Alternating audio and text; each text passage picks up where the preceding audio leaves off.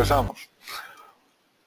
El tema es bastante interesante. Se trata de los planes de higiene, seguridad ocupacional y bienestar,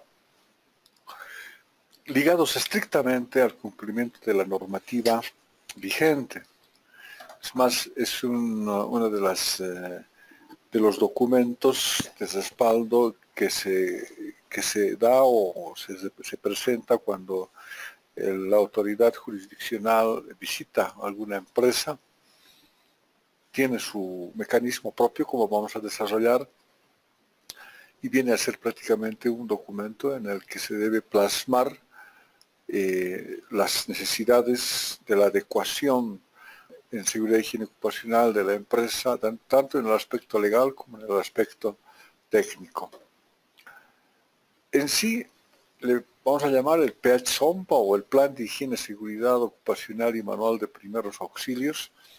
Está conformado pues, por una serie de aspectos que están ligados a la ley específicamente, y vamos a ir desglosando y seguramente va a haber muchas, me imagino, preguntas en lo que se refiere a mediciones. Y este plan de seguridad y higiene ocupacional es coadyuvado con algunas normas, pero como habíamos comentado a un principio, no está reglamentado y se toma como referencias algunos acápites técnicos que exige el plan. Por ejemplo, les puedo decir, la ley establece la exposición al ruido como contaminante físico. Y lo que más dice la ley es no debe haber ruidos agresivos que puedan afectar a la salud del trabajador. No existe un número, pero ya de por sí se tiene datos como es la norma boliviana, la 51001, que establece los límites permisibles y la forma de cómo se hace la evaluación. Es una guía técnica, es la que debemos tomar en cuenta, pero en cambio hay también de la Organización Mundial de la Salud que establece determinados parámetros como el límite permisible.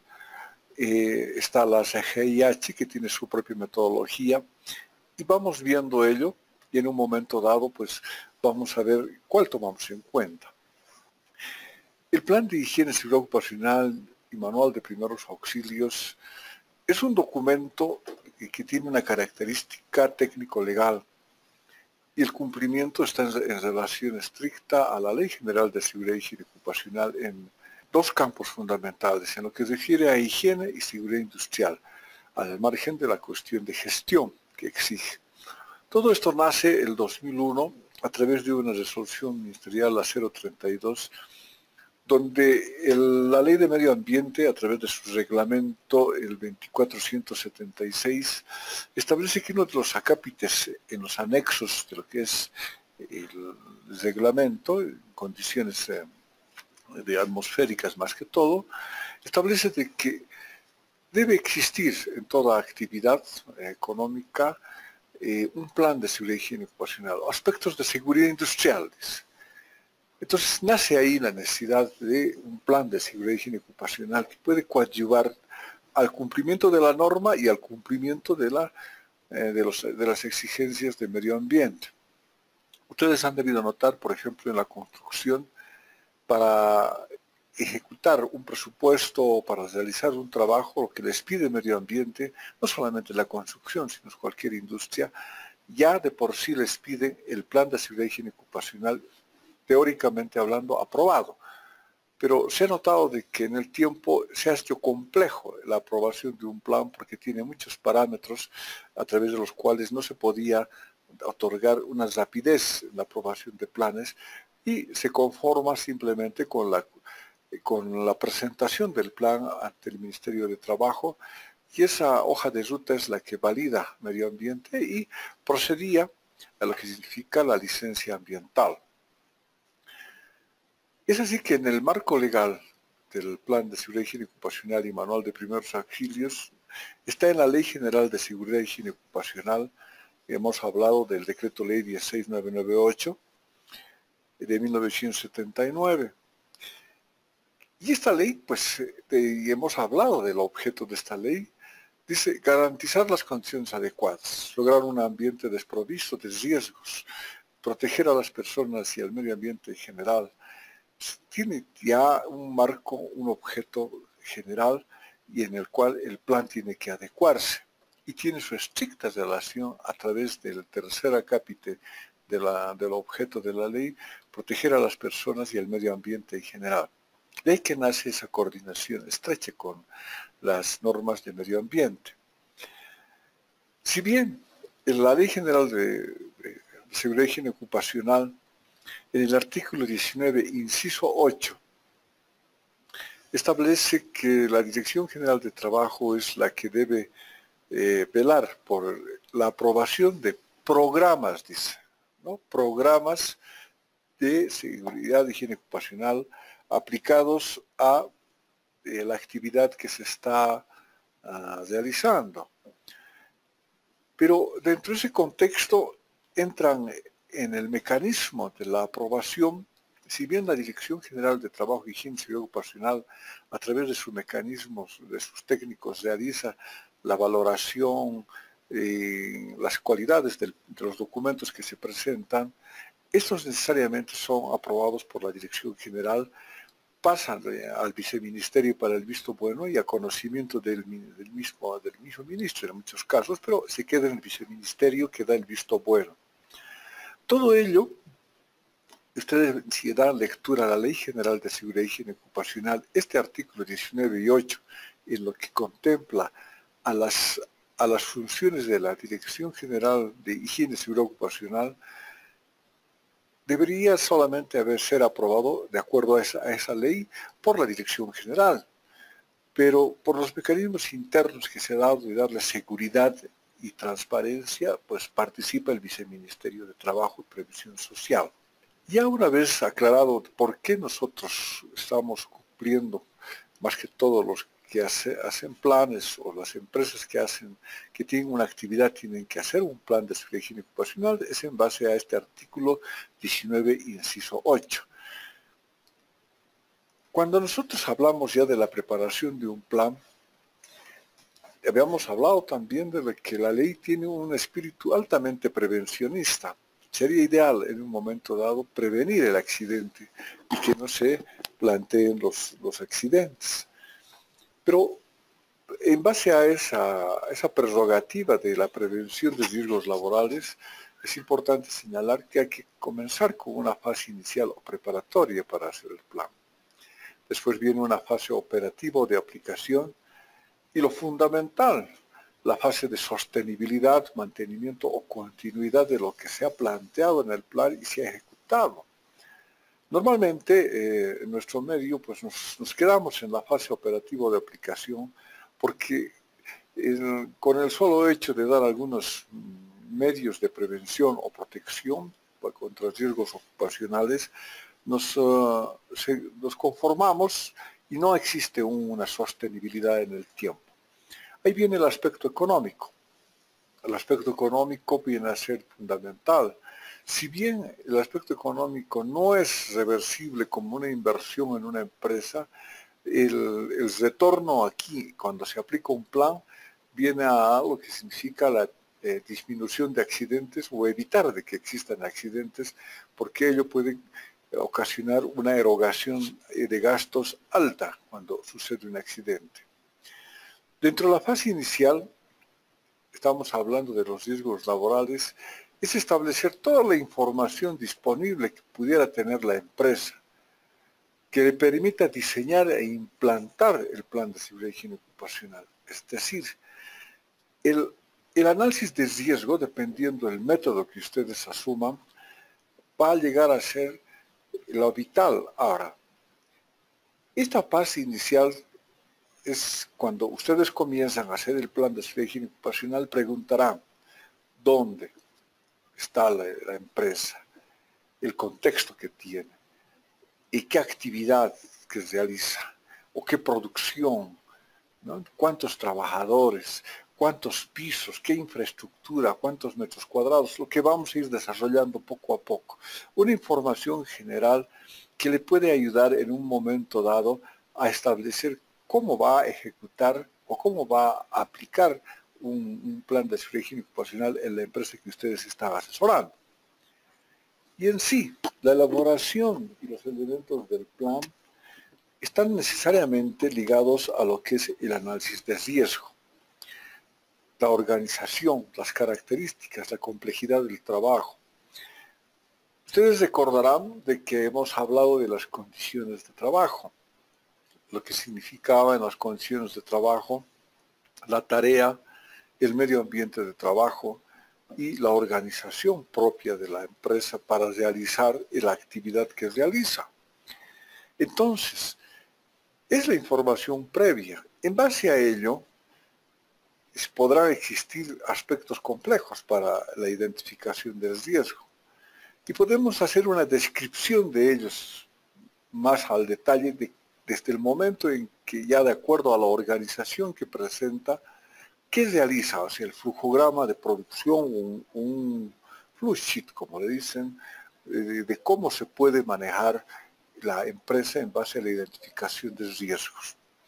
En este sentido, muchos conocen con el término ARO, Análisis de Riesgos Ocupacionales. Y ahí está inserto lo que habíamos conversado, las condiciones de trabajo, las personas y acciones, los equipos y herramientas, las condiciones ambientales, los materiales, todo ello, y hay otros aspectos inherentes, van a llevar nomás a establecer un análisis de riesgo que nos va a ayudar a examinar cada paso de la tarea. Hay dos aspectos que se toman en un análisis de riesgo. El punto de operación o la tarea donde está al detalle, donde está el trabajador involucrado, el área de trabajo general, es decir, donde se desarrolla el medio ambiente laboral. Y el análisis de riesgo tiene que ver esos dos aspectos. Si bien nosotros ya estamos comenzando a hablar de análisis de riesgo, que me imagino que van a llevar en un tema técnico ustedes, tanto en seguridad como en higiene ocupacional, a cargo de otros docentes, el nuevo método que se plantea, y uno de los últimos, es a través de, rápido, a ver, imagínense ustedes en un cuadro, el riesgo que ustedes detectan, la desviación en un cuadro hacia el lado, el factor de contacto y las dos grandes preguntas. ¿Es evitable o no es evitable? Para entrar a un cuadro donde diga qué vamos a hacer, cuáles son las correcciones que se van a hacer o las recomendaciones. En otras palabras, si yo tengo un riesgo de incendio en una oficina, cuando hablo de desviación, ese riesgo de incendio, ¿cómo puede afectar al medio ambiente laboral y al trabajador? O sea, ahí estamos. Al medio ambiente laboral va a afectar paralizando, ocasionando pues, destrozos de maquinarias, instrumentos, computadoras, en caso de oficinas, paraliza directamente. La desviación es la alteración del proceso de trabajo en el medio ambiente laboral. Ese mismo riesgo de incendio, la pregunta es al factor de contacto. ¿Cómo puede afectar al trabajador ese riesgo de incendio? Ya es personal, a través de quemaduras, y puede causarle shock, desvanecimiento. Entonces, ahí va la pregunta a esos dos. Si bien ese riesgo de incendio puede alterar el orden de producción y puede afectar al trabajador con quemaduras, la pregunta será, ¿es evitable o no es evitable? Si es evitable, ¿cómo evitamos? Y si no es evitable, ¿cómo protegemos? Y ahí están las recomendaciones. Este es uno de los últimos métodos. Hay el método Messeri, el método de la Universidad de Cataluña. Hay varios métodos a través de los cuales ustedes buscan en Internet, pueden asumir. Excelentes métodos que dan su valoración dependiendo cuál quieren asumir ustedes y las características de riesgos que quieren encontrar. Por ejemplo, el método de Messeri ha sido creado específicamente para riesgos de incendio. Ello implica que va más orientado a pues, motores, simulacros, fuentes de energía, más orientado y tiene valoraciones propias. Tiene su complejidad, pero sirve para incendios. Bien, en sí los elementos, cuando hablamos ya del plan, es el compromiso y el objetivo de la empresa. Debemos buscar las prácticas y los procedimientos, así como los procesos para cada tarea. Y finalmente la descripción de la estructura organizativa donde va a estar inserto en esa organización cómo se va a cumplir estas prácticas o procedimientos para que todos tengan un compromiso a través del objetivo de la preservación de la salud del trabajador. La estructura organizativa. Estamos hablando de las condiciones de trabajo. Cuando nosotros entramos ya a visitar, a conversar las primeras tareas para hacer el plan, tendremos que saber cómo está organizada la empresa, cómo el gerente o puede ser el responsable, en la gráfica ustedes ven cómo planifica la producción y ahí está el estado de la maquinaria, la fuerza laboral, la capacidad, los costos, la demanda, la competencia, las subcontrataciones, el inventario, la disponibilidad de materiales, todo ello. En el mismo sentido de la estructura organizativa donde está la empresa trabajando, tiene que estar en uno de los acápites fundamentales, la seguridad y higiene ocupacional, como otra estructura organizativa para velar a través de las técnicas, tanto médicas y no médicas, de velar por la seguridad y salud de los trabajadores. Debe velar en esa estructura los nombramientos de personas, es decir, quiénes se van a hacer cargo del desarrollo y la aplicación de las recomendaciones establecidas en el Plan de Higiene y Seguridad Ocupacional. Y por último, la articulación de los mecanismos de participación y consulta. Todo plan de seguridad y higiene ocupacional debe tener la característica del consenso de los trabajadores y también de consulta.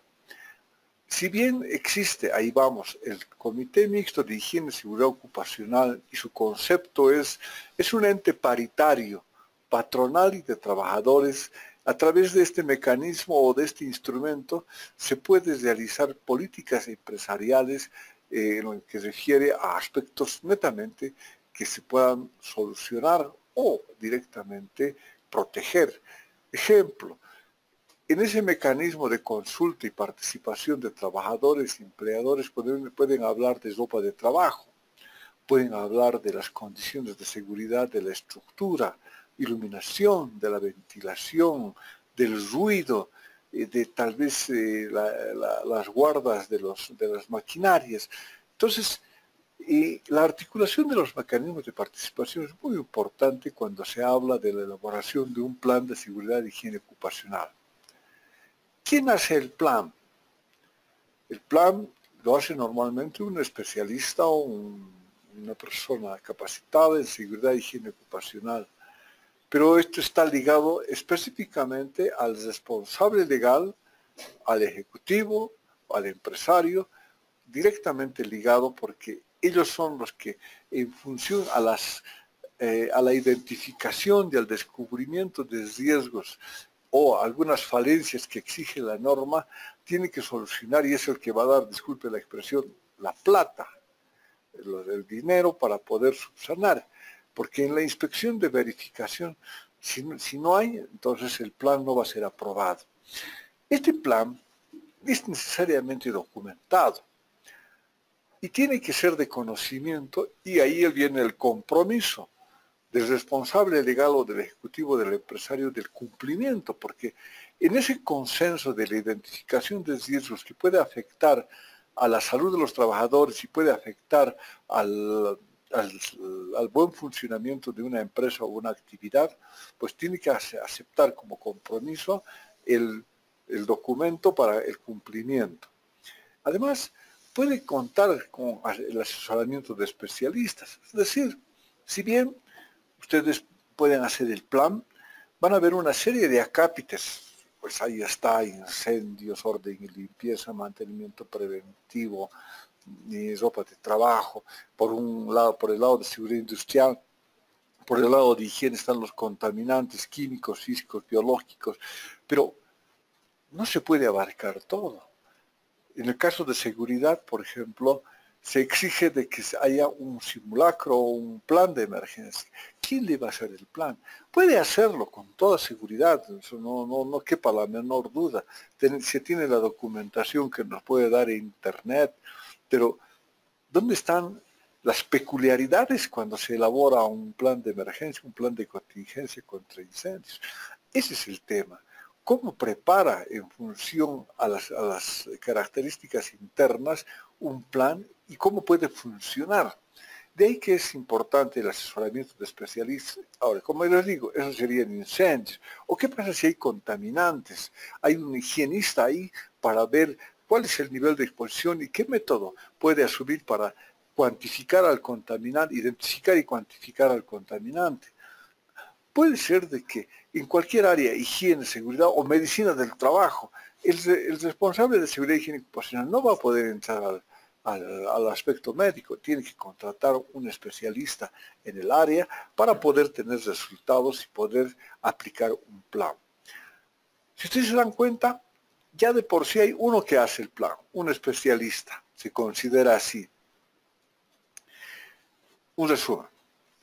Si bien la fase inicial o la fase previa para la elaboración del plan de seguridad e higiene ocupacional nos indica de que primero debemos hacer un diagnóstico inicial, o sea, la información que tenemos, toda la información, el propietario, metros cuadrados, qué realiza, cuántas fases de producción, qué tipo de material está construido, por dónde más o menos está la vía de escape, qué tipo de ropa de trabajo recibe, es anual, cada 2 años. Todo ese diagnóstico va a coadyuvar cuando ya se esté elaborando el plan.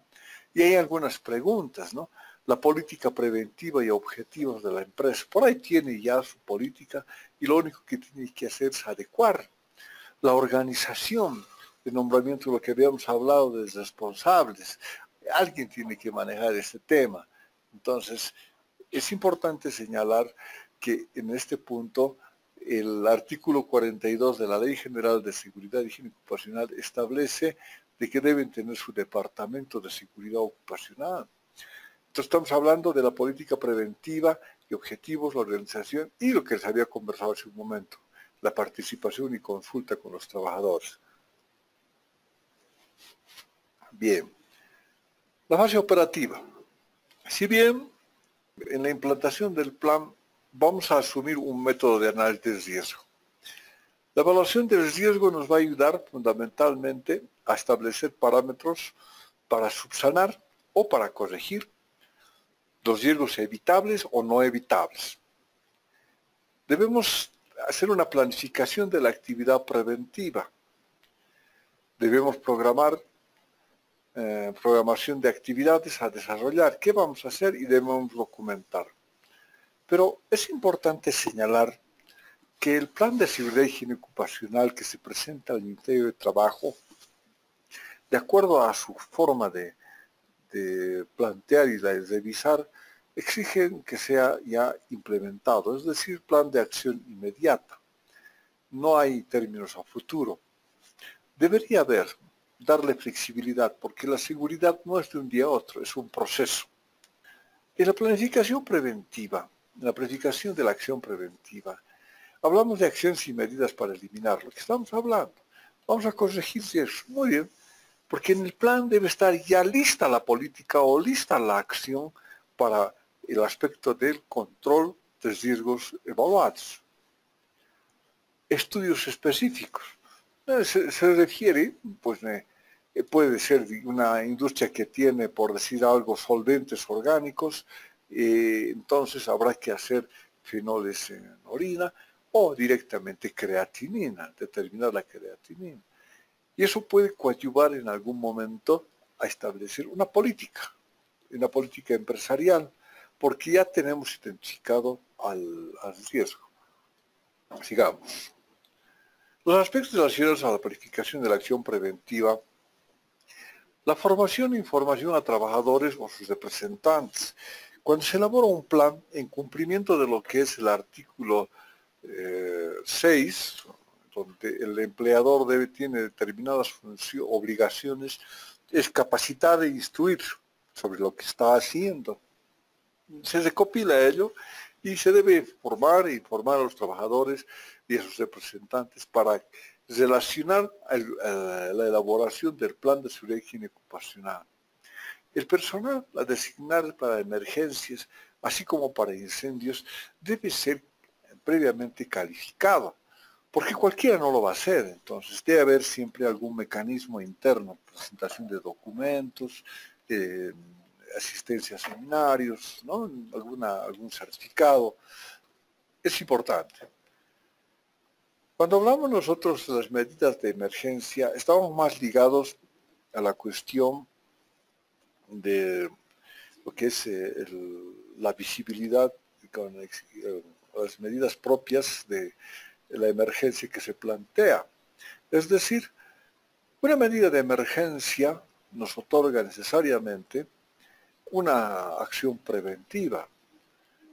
En lo que se refiere a la planificación en un plan, cuando hay una emergencia debe estar ya previamente otorgado el plazo. De ahí que es importante la formación del personal a designar para emergencias. ¿Quiénes son y cómo están capacitados? Debemos ver la vigilancia de la salud, programación anual. Si bien la norma dice de que la autoridad competente puede pedir los exámenes preocupacionales, estamos hablando nosotros de lo que es los exámenes preocupacionales u cualquier otro examen médico en función a las características del riesgo. Y ahí es donde la vigilancia de la salud puede ser anual. Ahí está los exámenes preocupacionales o ocupacionales, perdón, o en la tarea misma, cuánto defecto hay del contaminante que pueda causar algún malestar en la persona. Y la adecuación de la organización preventiva. Tiene que haber. Y eso, una organización, estamos hablando así, prácticamente del Comité Mixto de Higiene y Seguridad Ocupacional, que tiene un papel muy importante en lo que se refiere a la implantación de un plan. La programación de actividades a desarrollar. ¿Qué vamos a hacer? Hemos dicho que una vez que tenemos nosotros toda la información, hacemos una recopilación de datos, podemos hablar de las actividades concretas a desarrollar. Es decir, estamos hablando, por decir algo, si hemos hecho ya una inspección y hay presencia de ruido, entonces una de las acciones será medición de ruido. Hay demasiada temperatura, entonces haremos evaluación de temperatura para ver las condiciones, las condiciones térmicas, iluminación, incendios, estudio de la carga de fuego. Es decir, hay aspectos a través de los cuales se exige ya a través de las de riesgo qué vamos a hacer. La documentación es importantísimo porque de ello depende qué se va a presentar y cómo se va a plasmar o implantar el plan. Es importante en la cuestión de la elaboración de todo lo que se está haciendo en una memoria anual. Cuando la autoridad pertinente nos solicita, lo que debemos tener a la mano es la evaluación del riesgo. Ahí vemos la planificación de acciones preventivas. Estamos hablando de las medidas de protección a adoptar sobre la evaluación del riesgo. Controles del estado de salud de los trabajadores. Mediciones higiénicas. Estamos hablando de ruido, iluminación, radiación, dependiendo qué parámetros tenemos. La relación de accidentes de trabajo con enfermedades profesionales. No se olviden de que se realiza en la autoridad competente estadísticas en base a estos formularios, pero internamente la empresa puede hacer valoraciones propias, ¿no? El acta de comité mixto de seguridad e higiene ocupacional. que vela por el cumplimiento de los acuerdos llegados. Todo el plan debe estar documentado. No hemos hablado. La fase de implantación, es un resumen. Cuando nosotros ya tenemos la evaluación del riesgo, planificamos y programamos, ejecutamos y tenemos los resultados. Y esos resultados nuevamente pueden entrar a evaluación para tener la certeza de que se está aplicando buenas medidas en seguridad y higiene ocupacional. Ya. La fase de mantenimiento, control periódico de seguimiento, es la parte importante en lo que se refiere a la sostenibilidad con la que ustedes presentan en hojas del plan.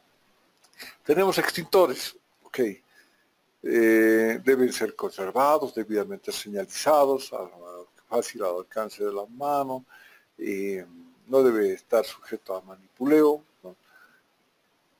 Es una medida, estamos dándole continuidad, pero o riesgos eléctricos, está bien todo, el plano dice que está bien, pero hay que controlar a través de formularios el estado del sistema eléctrico. De ahí que es el control periódico de seguimiento es importantísimo cuando se habla de la aplicación de normas de seguridad y higiene ocupacional. Cuando nosotros hacemos el seguimiento al plan de prevención, estamos hablando del plan de seguridad y higiene ocupacional, sería fantástico que solamente sea separados, pero hay que juntar y nos va a ser un libro grande de conceptos, ¿no? La evaluación del riesgo, lo que hemos hablado, tiene su estrategia de medición y actualización. Entonces, los riesgos pueden ser en este primer semestre de incendios, pero pueden aparecer otros por el mismo desgaste de los aparatos eléctricos o algún otro elemento que puede ocasionar un riesgo. Eso es importante. Los planes y programas de actuación preventiva conforme a la planificación anual establecida. Es decir, hacemos planes y programas para que se aplique y se precautele de que los riesgos están siendo controlados. En otras palabras, tenemos que tener una actividad programada, por lo menos anualmente, nuevas evaluaciones y medidas de seguimiento y control. ¿Bien? ¿Cuál es el procedimiento administrativo cuando se presenta un plan? Una carta dirigida al Director General de Trabajo, Higiene y Seguridad Ocupacional, indicando la aprobación o la revisión del presente plan para fines de cumplimiento de la norma vigente. Excelente. Se debe presentar 3 ejemplares, un original y 2 copias. La boleta de depósito bancario que esté en función al número de trabajadores. Fotocopia simple del ROE. El ROE es importantísimo. Acta de posesión de comité mixto. Y ahí dice registro de dotación de ropa de trabajo. Eso está sujeto a una política muy aislada. Bueno, sigamos. Fotocopia del ROE, registro obligatorio del empleador. Es imprescindible ello. Sin ello no les reciben el plan. Ese es el más importante. El acta de posesión de comité mixto, el registro de dotación de tropa de trabajo, EPPs, registro profesional, el registro profesional también importantísimo. Entonces estamos hablando que estos 2 aspectos, tanto la fotocopia simple del ROE, y lo que es el registro del profesional actualizado, es importante porque con eso ingresa el documento Plan de Seguridad y Higiene Ocupacional.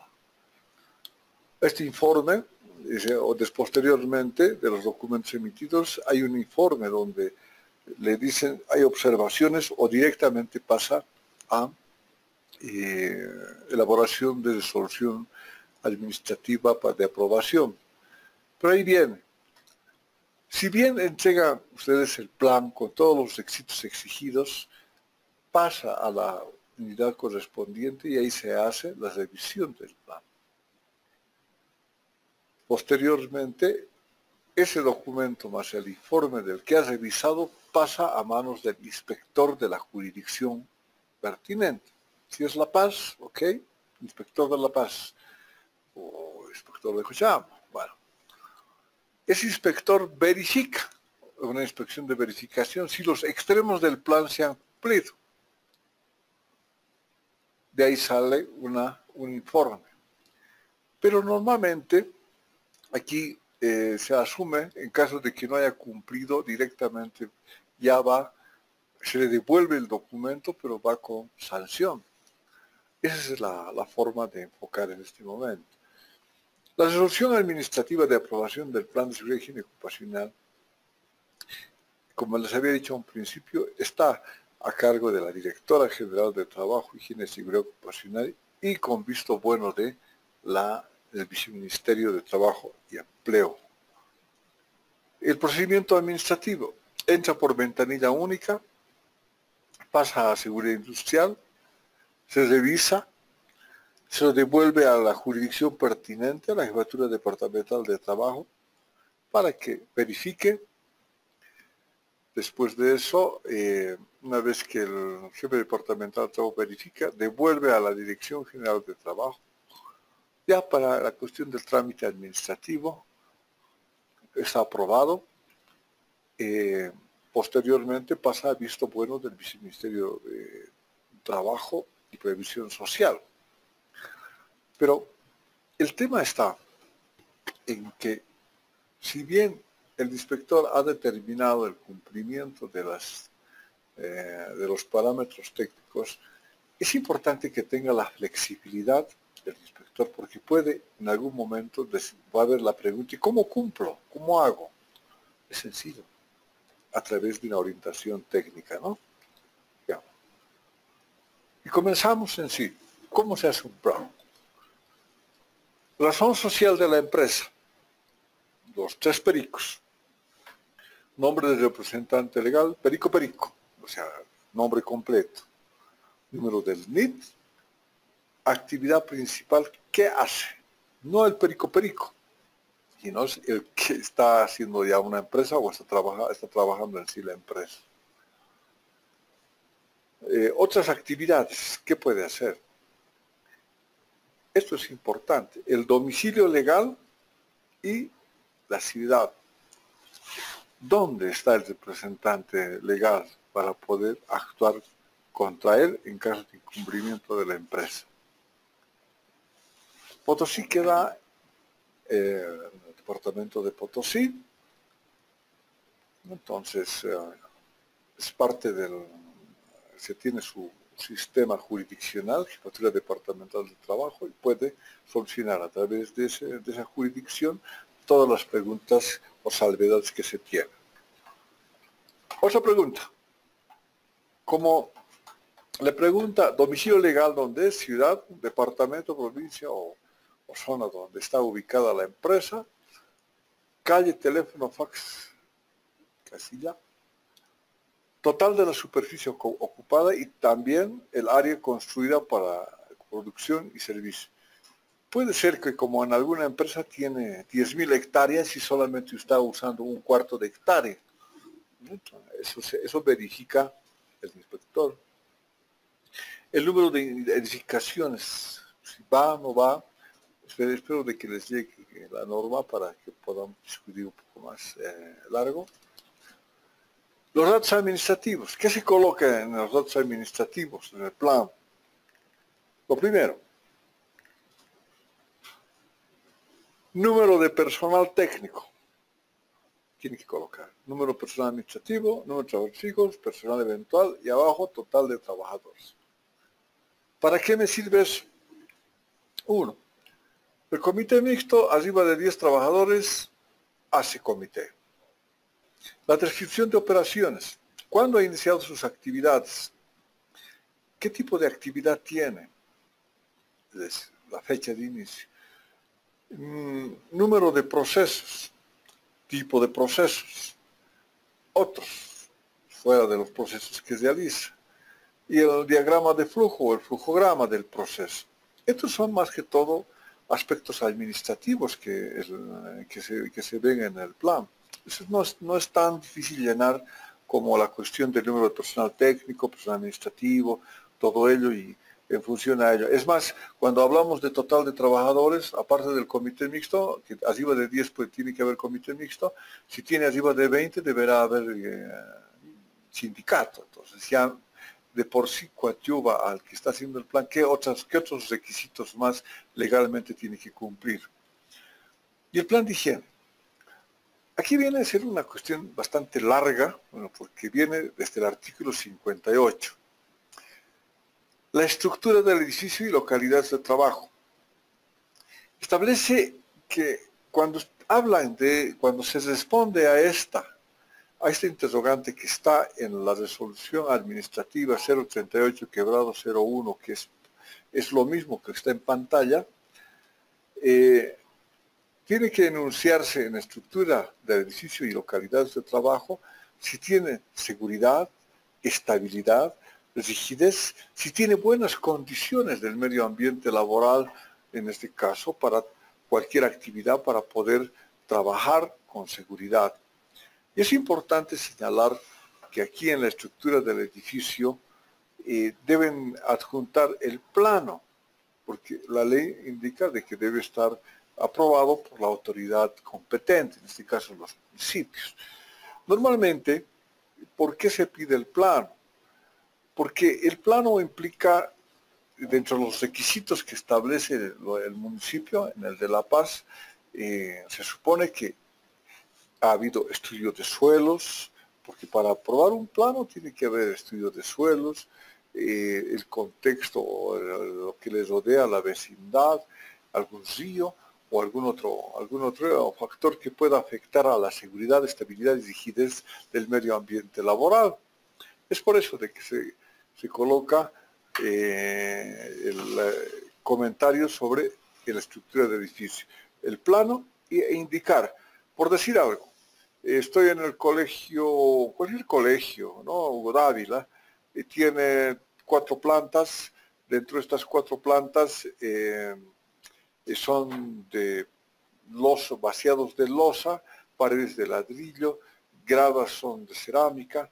Todos una descripción pequeña de lo que es el edificio, brindan seguridad, estabilidad y rigidez. Se adjunta ahí al presente, anexo 1, planos aprobados por el honorable municipio. Punto, ahí termina la respuesta. Iluminación. Habíamos hablado de que el plan exige de por sí una serie de aspectos de mediciones. Eso implica, a lo que se refiere a iluminación, está en la ley, debe haber adecuada iluminación para desarrollar una tarea o una actividad laboral. En muchos de los casos, cuando se trabaja al aire libre, lógicamente la iluminación va a estar por encima del límite permisible, pero en ambientes cerrados normalmente hay iluminación artificial y iluminación natural. Y hay que hacer las mediciones correspondientes en base a la norma boliviana 52.001, que establece los parámetros técnicos y, por ejemplo, para una sala de reuniones, una oficina, su límite permisible es 300 lux. Muchos han confundido esta situación con la norma boliviana, la 777, la parte eléctrica. Efectivamente, hay en la parte última de anexos un listado de actividades bastante completo y los límites permisibles en lux. Parecería que tendría relación y no tiene relación, porque eso está en función de la norma 777, en función a la cantidad de electricidad versus y luminosidad. O sea, si hay, por decirle algo, un foco para 110 watts y de repente le aumenta un poco más, va a arder más fuerte y va a haber mayor luminosidad.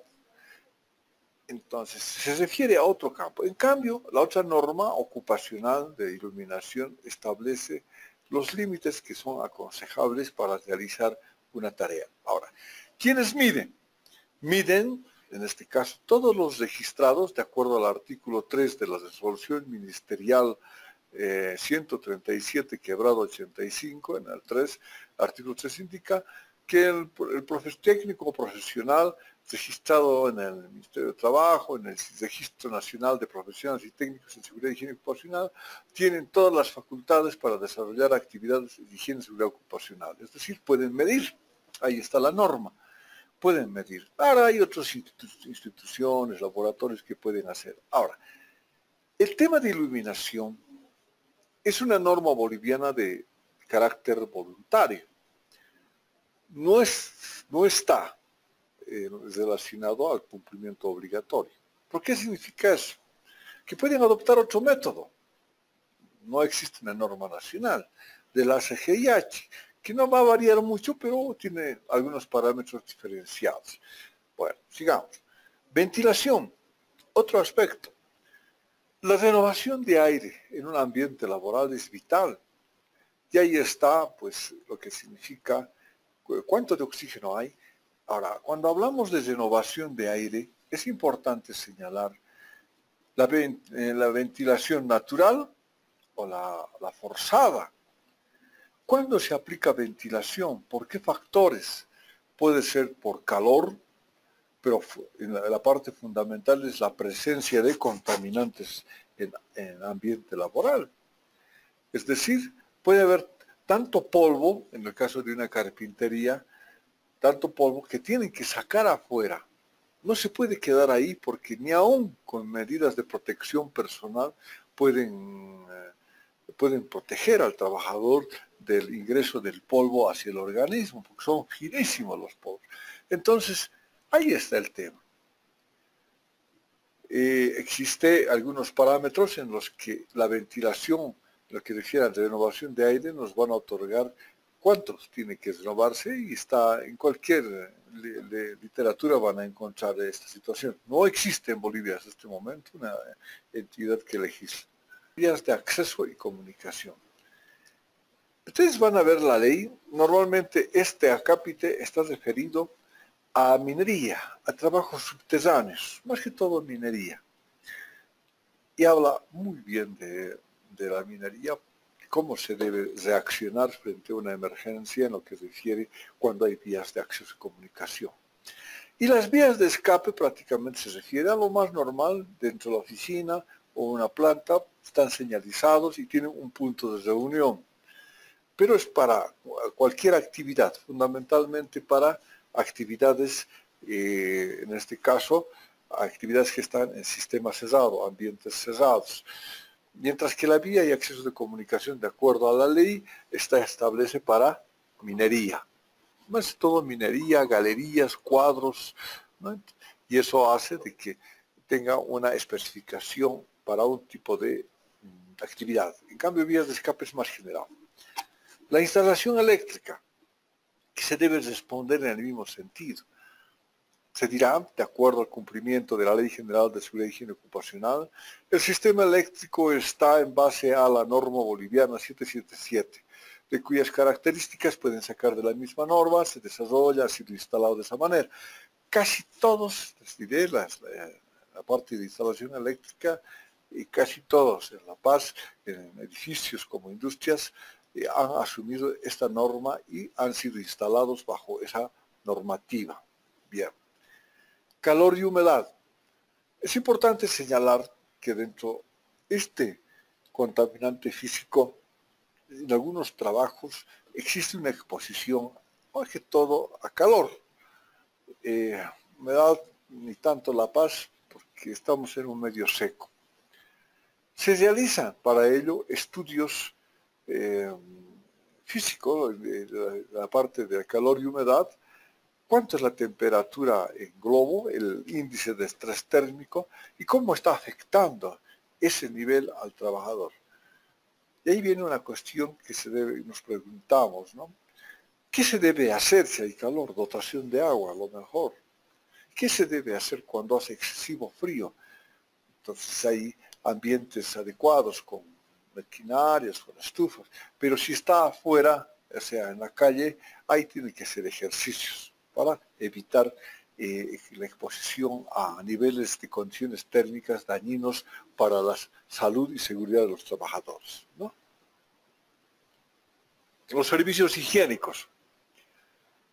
Los servicios higiénicos, de acuerdo al artículo 353, establecen en el 352 una tabla de referencia. Pero existen serios problemas en lo que se refiere al nivel de cumplimiento en muchas empresas porque ya sea están alquiladas en anticrético o exige una erogación fuerte en lo que se refiere a servicios higiénicos. Considerando que los plazos que dan son de 30 días, entonces para muchas empresas es difícil aplicar este plazo. Pero los servicios higiénicos están en función al número de trabajadores, está en la ley. Vestuarios, casilleros, sistemas de alarmas. Los vestuarios es parte del cumplimiento de la norma, el sistema de alarma igual que es el incendio, pero hay un temita que no, en este aspecto de los vestuarios casilleros, la ley habla de medidas, pero son medidas, no se olviden que esta ley tiene más de 33 años, entonces ha sido pues hecha para sentidos de minería. Hoy en día las actividades tienen otro tipo de tareas que las hacen más sencillas, equipos, herramientas, hacen de que trabajen en horario continuo, en oficinas, por decir algo. Un horario continuo a través del cual se van a minimizar los riesgos. Y ahí vienen los casilleros, tienen que tener sus vestuarios y casilleros, en otras palabras, un lugar donde pueda cambiarse el trabajador la ropa de calle con la ropa de trabajo. El sistema de alarma es parte del incendio y eso significa de que al ser parte del incendio debe haber un sistema de detección y alarma y está ligado directamente ello con esta detección y alarma con el simulacro contra incendios. Entonces, este punto tiene que elaborar más que todo de las condiciones actuales en las que puede estar en la cuestión de la empresa para aplicar sistemas de alarma. Debe aplicarse cuando hay riesgo medio o alto. Cuando hay bajo, hará un sistema de alarma humano. Pero ¿cómo determinamos el riesgo alto, bajo, medio o alto? A través de la carga de fuego. Es decir, es otro método, ¿no? Se debe establecer la carga de fuego y podemos asumir un sistema de alarmas. ¿Listo? Protección contra caída de personas. Todos los trabajos, en muchos casos en la construcción, hay caída de personas. Ahí está. Cuando hablamos de ello, de la caída de personas en diferentes, o sea, superficies con bajantes o subidas, entonces hace de que el trabajador esté expuesto a una caída. Y la protección contra la caída de personas es capacitación, orientación en lo que está haciendo. Muchas veces por el ánimo de trabajar, ni siquiera se pone el casco de seguridad. Entonces, esos procedimientos es importantísimo. Orden y limpieza. Hemos hablado al respecto que está dentro de lo que es la estructura del plan. Lugar de acumulación de desperdicios. Pueden existir lo que es la clasificación, si gustan, una clasificación de la basura, plásticos, vidrios, ¿no? Dependiendo, para dar a empresas que subsisten por ello. Pero institucionalmente se debe educar. La educación es importante en lo que se refiere a la acumulación de desperdicios. Es decir, hay basureros intermedios a través del cual se puede educar a los jóvenes más que todo. Bien, digamos. La prevención y protección contra incendios. Estamos hablando hace un momento hemos conversado, ¿qué medidas va a asumir cuando se trata de prevenir y proteger? Eso significa cuáles son los procedimientos que asume la empresa y eso hay que colocar para la prevención y protección contra incendios. Eso pueden conseguir en el internet o en cualquier otro libro. Facilísimo. ¿Cuáles son las medidas, ¿no? Los simulacros de incendio, dependiendo del nivel de riesgo, debe ser una vez al año o en su defecto Si tiene alto riesgo, de ahí también medio tiene que hacer simulacro de incendios y combate de incendios, son dos cosas. Se va un poco tal vez complementar, porque hay en el caso de simulacros y prácticas de incendios, se complementa cómo va a salir en un fuego, ¿no? Bien. Primeros auxilios, es vital. Eso es parte de la educación, parte de lo que es la persona para tener un aspecto de lo que es el simulacro, extintores, los primeros auxilios, vienen a ser un conjunto de aspectos cuando se trata de atender. Los primeros auxilios hay manuales, pero lo mejor es un curso básico de unas 2-3 horas y saber lo que va a hacer frente a un herido. Cuando nosotros hablamos de primeros auxilios, normalmente se pide un certificado. Lo puede dar bomberos o lo puede dar también la Cruz Roja. Cuando la autoridad le va a pedir, normalmente es la mejor manera de subsanar esto es así. Señalización. Es prácticamente la aplicación de todo lo que es la resolución ministerial 849/15. Anteriormente estaba la norma boliviana 55001, que como una obligatoriedad ahora esa ha sido derogada y se aplica, que es lo mismo. Las salidas, los ingresos, las áreas restringidas, la obligatoriedad. Es decir, todo lo que se está hablando, estamos hablando del análisis de riesgo y se va cumpliendo. Si tiene la actividad o la empresa señalización, se adjuntarán fotografías y la forma, una guía de cómo ha aplicado, que está la norma, la misma resolución ministerial, la 849/15, en un resumen, donde se coloca y se puede decir, así hemos hecho la señalización en nuestra empresa. Si resguardo de maquinarias.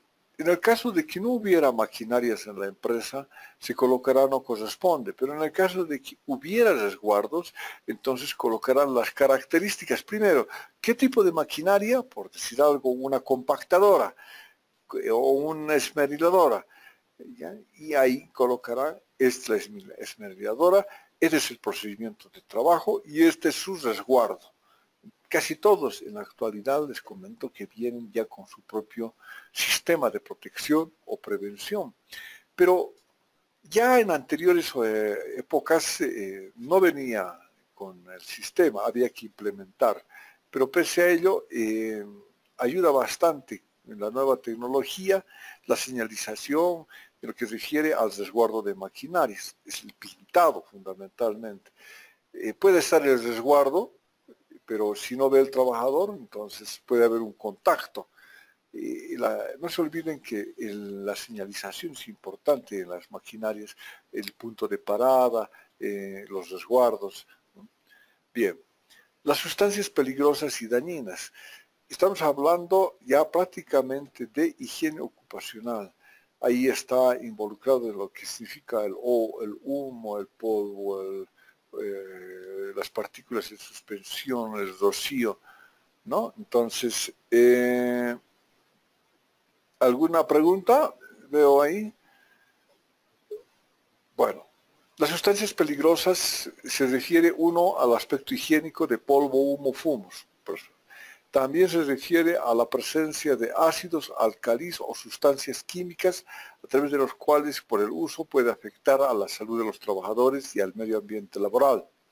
Entonces, ¿qué se hace en eso de las sustancias peligrosas? Dependiendo de las características que se tenga, si se tiene polvo, humo, fumo, se tendrá que hacer las mediciones correspondientes, pero antes de entrar, me imagino que primero se hace la evaluación de riesgos. En la evaluación de riesgos se dirá, este trabajador X está expuesto a polvo, por tanto se recomienda hacer evaluación de polvo. Y ahí viene más desmenuzado. El polvo en el nivel de partícula de 5 a 10 micras. Y de paso se hará una valoración médica. O sea, es un conjunto de acciones que le exige cuando responde a sustancias peligrosas y dañinas. La protección a la salud y asistencia médica. El artículo 38 obliga a las empresas a tener un departamento o un servicio médico, la protección. Y es importante, porque a través de ello, estamos hablando, se podrá dar la primera atención en el caso de accidentes de trabajo. Entonces, esta protección a la salud o asistencia médica está en función, tal como dice ese artículo 38, al nivel de la tasa de accidentabilidad y del análisis de riesgo. En el análisis de riesgo se establece también cuál es la incidencia. Por eso les decía a un principio, es importante la información de la empresa para comenzar, en base a esa información, a llenar el plan. Y poco a poco se va llenando y respondiendo a cada parámetro que exige el plan de seguridad y higiene ocupacional. Me parece que es las 7. Pues, ¿alguna pregunta, por favor, en eso del plan? Hay varias cosas que para ir completando, ¿cómo elaboramos? Vamos contestando a cada punto que exige el plan de seguridad y higiene ocupacional. Por ejemplo, saltamos un poco al registro y estadísticas de accidentes de trabajo. Últimos 5 años, dice la norma. Pero es el último año. Pero no van a presentar registro estadístico. Lo mejor que pueden presentar aquí es el formulario trimestral de planillas, salarios y accidentes de trabajo que se presenta al Ministerio de Trabajo. Listo. Trabajos al aire libre. Es la gente que está expuesta al medio ambiente laboral. ¿Y cómo se protege? ¿Qué se le da a eso? Si hace calor, se le dará agua a través de botellones. Si es frío, se le dará overol, frazada, gorras. Entonces, ahí va. ¿Cuáles son las acciones que se toman para prevenir efectos del trabajo al aire libre con el trabajador? Ruido, hemos hablado al respecto. Hay que pedir evaluación de ruido, sea cual sea el nivel de ruido. No se olviden que hay, en la cuestión de ruido, hay infrasonidos y ultrasonidos. Entonces, es bueno siempre hacer una evaluación. No es recomendable, cuando se habla de ruidos, decir, la empresa no tiene niveles de ruido que superen los límites permisibles. Pero ¿cómo ha establecido el nivel, esos valores para decir que no está encima del límite permisible? Por lo menos una medición tiene que hacer. Si sale menos, decir, está dentro de los límites, excelente, y la gran ventaja es de que está dentro del marco del límite permisible. Listo. Capacitación y entrenamiento al personal. Se refiere a cursos que se realiza al personal en función al nivel de riesgo. Puede ser que dé un profesional registrado, puede dar también bomberos y pueden dar determinadas instituciones que en este momento no está reglamentado esta situación de los cursos, la capacitación. No puede ser la misma empresa, pero tiene que ser demostrado documentalmente. Comités mixtos de higiene y seguridad ocupacional, hemos hablado al respecto. Estos comités tienen la función de vigilar el cumplimiento, cumplir, mejorar todo el cumplimiento de las acciones para prevenir riesgos de accidentes de trabajo y enfermedades profesionales. Y otros enmarcados en la ley, estaremos hablando todo lo que significa otros parámetros, ¿no? De tal manera de que el plan viene a ser ese contexto. Bien. Hasta aquí hemos avanzado. Bueno, muchísimas gracias por su atención.